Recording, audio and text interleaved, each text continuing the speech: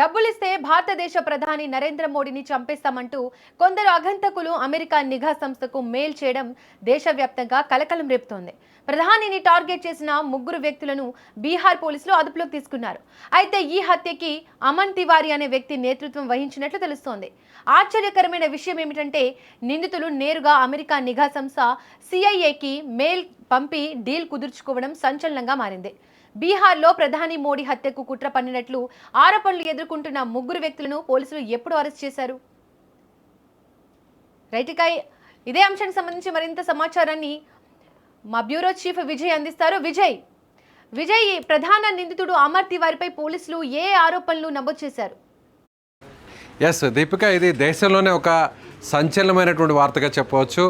ప్రధానమంత్రి నరేంద్ర మోదీని హత్య చేయడానికి ముగ్గురు వ్యక్తులు కుట్ర పన్నారు. కుట్ర పన్నడమే కాకుండా దీనికి సంబంధించి అంటే ప్రధాని మోదీని హత్య చేయబోతున్నాం, అవసరమైతే 22 రోజుల సమయం తమకిస్తే వెంటనే మోదీని హత్య చేస్తాం అంటూ నేరుగా ఇక్కడున్నటువంటి అంటే దేశంలో ఉన్నటువంటి నిఘా వర్గాలకో లేకపోతే దేశంలో ఉన్నటువంటి పోలీసులకో అధికారులకో ఎక్కడా కూడా సమాచారం ఇవ్వకుండా నేరుగా అమెరికాలో ఉన్నటువంటి నిఘా సంస్థ అయినటువంటి సిఐఏ అఫీషియల్ మెయిల్ పెట్టడం జరిగింది. ఆ మెయిల్లో కూడా ఏమని చెప్పారంటే తమకు డబ్బులు కావాలి, డబ్బు ఇస్తే ఏమైనా చేయడానికి సిద్ధంగా ఉన్నాం, ముఖ్యంగా నరేంద్ర మోడీని హత్య చేయడానికి చాలా పక్కా ప్లాన్తో ఉన్నాము, తమ మోటివ్ మేరుగా ప్రైమ్ మినిస్టర్ మోడీని హత్య చేయడమే అనేటువంటి ఆ మెయిల్ కూడా అక్కడ పంపించడం జరిగింది. అలాగే 22 రోజుల సమయాన్ని కూడా అడగడం జరిగింది.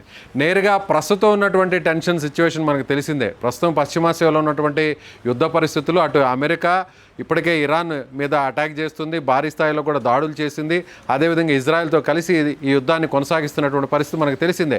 ప్రపంచ దేశాలన్నీ కూడా ఇప్పుడు పూర్తిగా ఈ యుద్ధం వల్ల సఫర్ అవుతున్నాయి, రకరకాల అవస్థలు పడుతున్నాయి. అలాగే ఇజ్రాయెల్కి సంబంధించినటువంటి నిఘా సంస్థలన్నీ కూడా ఇరాన్కి సంబంధించినటువంటి ఎవరైతే ఐఆర్జీసీ ఉన్నారో వాళ్ళని కూడా హత్యలు చేస్తున్నటువంటి పరిస్థితులు కొనసాగుతున్నాయి. అలాగే సిఐఏ కూడా, అమెరికాకు సంబంధించినటువంటి నిఘా సంస్థ సిఐఏ కూడా ఇరాన్కి సంబంధించినటువంటి వ్యవహారాలు, ఇరాన్కి సంబంధించినటువంటి యుద్ధంలో కీలకంగా ఉన్నటువంటి అధికారులు, అలాగే అక్కడ ఉన్నటువంటి కమాండర్సు, మిలిటరీ ఆఫీసర్స్ వీళ్ళ మీద నిఘా పెట్టి వాళ్ళని అక్కడికి ఆపరేషన్స్ నిర్వహించకుండా వారిని పక్కాగా హత్య చేసేటువంటి అక్కడ నిఘా వ్యవహారాల్లో పూర్తిగా తలమునకలైనటువంటి సందర్భంలో ఈ మెయిల్ రావడంతో అక్కడ అమెరికా కూడా ఒక రకంగా షాక్కు గురైందనే చెప్పాలి. ముఖ్యంగా ఇండియా లాంటి దేశంలో ముఖ్యంగా ప్రధానమంత్రి మోదీకి దేశవ్యాప్తంగా ఉన్నటువంటి క్రేజు, అదేవిధంగా ఆయనకున్నటువంటి దేశవ్యాప్తంగాతో పాటుగా ప్రపంచ దేశాల్లో కూడా ఆయనకున్నటువంటి చరిష్మా గురించి ప్రత్యేకంగా చెప్పాల్సినటువంటి అవసరం లేదు. అలాంటి నరేంద్ర మోదీని హత్య చేయడానికి తమ దగ్గర పక్కా ప్లాన్ ఉంది.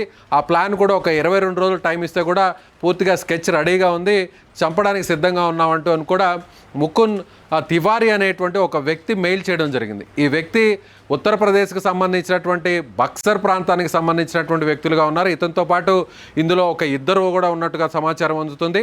పోలీసులకు నేరుగా అమెరికా నుంచి మన నిఘా సంస్థకు, మన ఇండియాకు నేరుగా ఇన్ఫర్మేషన్ పాస్ ఆన్ అవ్వడం జరిగింది. సో నేరుగా భద్రతా దళాలన్నీ కూడా అలర్ట్ అవ్వడం జరిగింది. అక్కడి నుంచి నేరుగా ఉత్తరప్రదేశ్లో ఉన్నటువంటి స్థానికంగా ఉన్నటువంటి పోలీసు అధికారులకు, అక్కడ ఉన్నటువంటి ఇంటెలిజెన్స్కి కూడా నేరుగా ఈ మెసేజ్ని పాస్ ఆన్ చేయడం జరిగింది. ఏ వ్యక్తి అయితే మెయిల్ చేశాడో, ఎవరైతే ఈ ముకున్ తివారీ ఉన్నాడో, ఈ తివారీకి సంబంధించినటువంటి వివరాలన్నీ కూడా పోలీసులు మొత్తం సేకరించారు, నిఘా పెట్టారు. అతను బక్సర్ ప్రాంతానికి సంబంధించినటువంటి వ్యక్తి. అతనితో పాటుగా మరో ఇద్దరు కూడా ఇందులో ఉన్నట్టుగా కూడా తెలిసింది. ఆ ముగ్గురిని కూడా పోలీసులు అదుపులోకి తీసుకున్నారు. అయితే పోలీసులు ప్రాథమికంగా సేకరించినటువంటి వివరాలు కొంత బయటకు వచ్చాయి.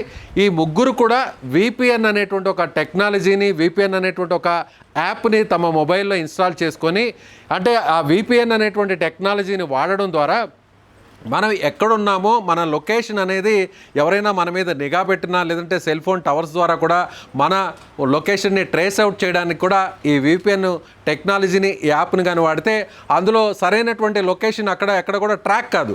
ఒకవేళ ప్రస్తుతం హైదరాబాద్లో ఉన్నటువంటి వ్యక్తి వేరే దేశంలోనో లేదంటే వేరే ప్రాంతంలోనో, అదేవిధంగా ఉత్తరప్రదేశ్లో వీరు ఉంటున్నారు కాబట్టి ఆ ప్రాంతానికి సంబంధించి కాకుండా వేరే ఇతర ప్రాంతాల్లో లొకేషన్ ఆ ట్రాకింగ్ చూపించే విధంగా కూడా ఆ VPN టెక్నాలజీని కూడా వీరు వాడారు. అంటే వీరు చాలా కంటిన్యూ.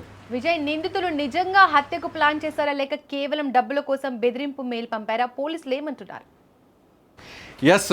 దీప్తి, ప్రస్తుతం వీరికి సంబంధించినటువంటి డేటాని ఒకసారి అనాలిసిస్ చేస్తే ఎవరైతే ఈ ముకుంద్ తివారీ ఉన్నాడో ఇతను గతంలో కూడా కోల్కతాకు సంబంధించినటువంటి ఎయిర్పోర్ట్లో కూడా ఇలాగే ఒక బెదిరింపు మెయిల్ పంపించినట్టుగా తెలుస్తుంది. అక్కడ ఎయిర్పోర్ట్లో కూడా బాంబులు పెట్టి లేపేస్తాము, చంపేస్తాము అనేటువంటి ఒక బెదిరింపు కూడా చేసినట్టుగా తెలుస్తుంది. కానీ ఇంకా కూడా పోలీసులు అఫీషియల్గా దీన్ని ధృవీకరించడం లేదు.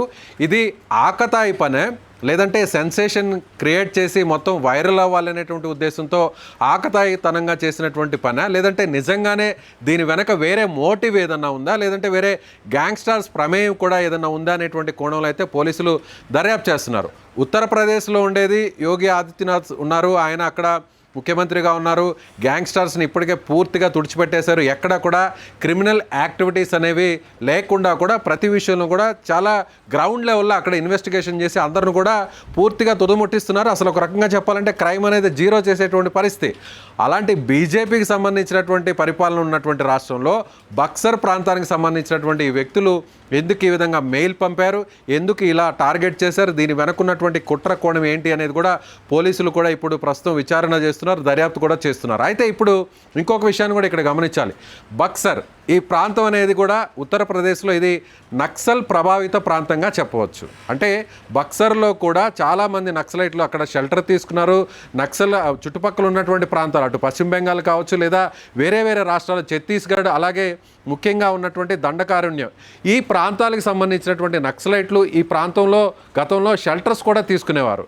అలాగే గ్యాంగ్స్టర్స్ ప్రమేయం కూడా ఇందులో ఉంది అనేటువంటి ఒక సమాచారం కూడా వస్తుంది. కాబట్టి ఇప్పటికే ఆపరేషన్ కగార్ అనేటువంటి కార్యక్రమాన్ని సెంట్రల్ గవర్నమెంట్ నిర్వహిస్తుంది. ఆపరేషన్ కగార్ అనేటువంటి కార్యక్రమంలో భాగంగా గత కొన్ని నెలలుగా ఎక్కడైతే మావోయిస్టులు నక్సలైట్లు ఉన్నారో ఆ మావోయిస్టుల ఏరువైతే ప్రధాన అంశంగా ఈ కార్యక్రమం నిర్వహిస్తున్నారు. ఇప్పటికే ఛత్తీస్గఢ్, ఒడిస్సా, అలాగే మిగిలినటువంటి ప్రాంతాల్లో కూడా పెద్ద ఎత్తున నక్సలైట్లకు సంబంధించినటువంటి కీలక నాయకులందరూ కూడా వందల సంఖ్యలో కూడా లొంగిపోతున్నటువంటి పరిస్థితి తెలిసిందే. డెడ్ లైన్ కూడా మార్చి 31వ తారీఖుకి డెడ్ లైన్ కూడా విధించారు. అప్పటిలోగా పూర్తిగా నక్సలైట్లు లొంగిపోవాలి, వాళ్ళ మీద ఉన్నటువంటి రివార్డులను కూడా తీసివేస్తామనేటువంటి ప్రకటన కూడా చేసింది. ఖగార్కి ప్రతీకారంగా ఇందులో నక్సలైట్ల పాత్ర కూడా ఉంది అనుకోవచ్చా? అలాగే ఈ కేసులో ప్రధాన నిందితుడితో పాటు అరెస్ట్ అయిన మిగతా 2 వ్యక్తుల వారి వివరాలు ఏమైనా తెలిసాయా? అంటే ఇతనికి ఇప్పుడు అరెస్ట్ అయినటువంటి ముకుంద్ తివారీకి నక్సల్ నాయకులకి, ముఖ్యంగా మావోయిస్ట్ నాయకులకి సంబంధాలు ఏమైనా ఉన్నాయనేటువంటి కోణంలో కూడా పోలీసులు దర్యాప్తు చేస్తున్నారు. కానీ ప్రాథమికంగా ఉన్నటువంటి సమాచారాన్ని మాత్రమే పోలీసులు రివీల్ చేస్తున్నారు. వాళ్ళ మీద నిఘా పెట్టారు. వాళ్ళ లొకేషన్ ట్రాక్ చేయడం కష్టమైనప్పటికీ కూడా పూర్తిగా వివరాలన్నీ సేకరించిన తర్వాత, గోప్యంగా ఆ వివరాలను ఉంచిన తర్వాత ఒక్కసారిగా ఒక స్పెషల్ డ్రైవ్ చేసి వాళ్ళని అటాక్ చేసి పట్టుకోవడం జరిగింది. దీని వెనక ఎవరున్నారు ఏంటి అనేటువంటి వివరాలను కూడా పోలీసులు పూర్తి స్థాయిలో, అంటే సాదాసీదా వ్యక్తి మీద ఈ ప్లాన్ జరగలేదు, ఒక సాదాసీదా వ్యక్తి మీద ఈ కుట్ర జరగలేదు. దీనికి సంబంధించినటువంటి ఆ కుట్రకు సంబంధించినటువంటి ఇన్ఫర్మేషన్ని వేరే మన దేశంలోనే ఇంకొకరికో లేకపోతే వాళ్ళ వేరే వ్యక్తులకో ఇది పాస్ చేయలేదు. మన ప్రధానమంత్రి నరేంద్ర మోదీ మీద, అలాగే అమెరికాకు సంబంధించినటువంటి ఇంటెలిజెన్స్ వ్యవస్థ సిఐఏకి నేరుగా మెయిల్ చేశారంటే దీని వెనక ఎవరున్నారు, ఇది ఆకతాయితనంతో కూడుకున్నటువంటి వ్యవహారమా, లేదంటే పర్సనల్ గ్లడ్జ్ మీద ఏమన్నా చేశారా, దీని వెనక ఏదైనా రాజకీయ కారణాలు ఉన్నాయా, లేదంటే సోషల్ మీడియాలో ఒక ట్రెండ్ కావడం కోసం, వైరల్ కావడం కోసం చేసినటువంటి పని అనేది పోలీసులు అయితే ఇప్పటికి నిర్ధారించలేదు. కానీ VPN టెక్నాలజీని వాడి మరి ఈ విధంగా వాళ్ళ లొకేషన్ ట్రాక్ కాకుండా చేస్తున్నారంటే దీని వెనక ఒక పక్కా ప్రణాళిక, ఒక ప్లాన్ ఉందనేటువంటి అనుమానాలను అయితే పోలీసు అధికారులు భావిస్తున్నారు. పూర్తి స్థాయిలో ఇన్వెస్టిగేషన్ జరుగుతుంది. ఇన్వెస్టిగేషన్ జరిగిన తర్వాత దీని వెనుకున్నటువంటి వాస్తవాలన్నీ కూడా బయటకు వచ్చేటువంటి అవకాశం ఉంది. దీప్తి, విజయ్, నిందితులు ఈ 22 రోజుల సమయం ఏదైతే కోరినట్లు సమాచారం వస్తుందో దీనిపై పోలీసులు ఏమంటున్నారు? అది కూడా అంటే ఒక ఆకతాయితనంతోనో లేదంటే సంచలనం కావడం కోసమో, కొంతమంది సెన్సేషన్ చేయడం కోసమో ఎవరైనా మెయిల్స్ చేస్తుంటారు. అఫీషియల్ మెయిల్స్ ఒకవేళ మెయిల్ ఐడీలు దొరికినా కూడా మెయిల్స్ చేస్తుంటారు. కానీ ఇక్కడ ఈ వ్యక్తులు డబ్బులు ఇస్తే తమకు ఒక సుపారీ మనం కుదుర్చుకుంటే ఆ సుపారీ మాకు కానీ మీరు చెల్లిస్తే నేరుగా 22 రోజుల ఆ టైం వాడు కూడా చెప్పడం జరిగింది. 20 days టైం మాకు ఇస్తే ఆ 20 days టైంలో మోదీ గారిని హత్య చేస్తాము అనేటువంటి ఇన్ఫర్మేషన్ని పాస్ చేయడం కూడా ఇప్పుడు పోలీసులు ఆ కోణంలో కూడా ఇన్వెస్టిగేషన్ చేస్తున్నారు. అంటే ఈ ఆరోపణ కానీ, లేదంటే ఇప్పుడు ప్రస్తుతం వచ్చినటువంటి బెదిరింపు కానీ, లేదంటే ఇప్పుడు వచ్చినటువంటి వ్యవహారం బయటపడడంతో ఇది అత్యంత కీలకమైనటువంటి స్థానంలో ప్రపంచ స్థాయిలోనే ఒక మంచి గుర్తింపు కలిగినటువంటి దేశ అధినేత, దేశ ప్రధానిగా ఉన్నటువంటి నరేంద్ర మోదీకి సంబంధించినటువంటి హత్య కాబట్టి పోలీసులు ఏ చిన్న విషయాన్ని కూడా వదిలిపెట్టకుండా అన్ని రకాలుగా దీని మీద ఇన్వెస్టిగేషన్ చేస్తున్నారని చెప్పాలి Deepika. Right Vijay, thank you. మొత్తంగా చూస్తే ప్రధాని భద్రతపై డబ్బుల కోసం డీల్ ఆఫర్ చేస్తూ విదేశీ నిఘా సంస్థకు మెయిల్ పంపిన ఘటన దేశవ్యాప్తంగా ఆందోళన అయితే కలిగిస్తోంది. బీహార్ పోలీసులు ముగ్గురిని అదుపులోకి తీసుకొని విచారణ కొనసాగిస్తున్నారు. అయితే ఈ కేసులో ఎలాంటి విదేశీ లింకులు ఉన్నాయా, ఇంకా ఎవరైనా ఇందులో భాగమా అన్న కోణంలో దర్యాప్తు అయితే కొనసాగుతోంది. ప్రధానమంత్రి భద్రత విషయంలో కేంద్ర నిఘా సంస్థలు కూడా అప్రమత్తమయ్యాయి.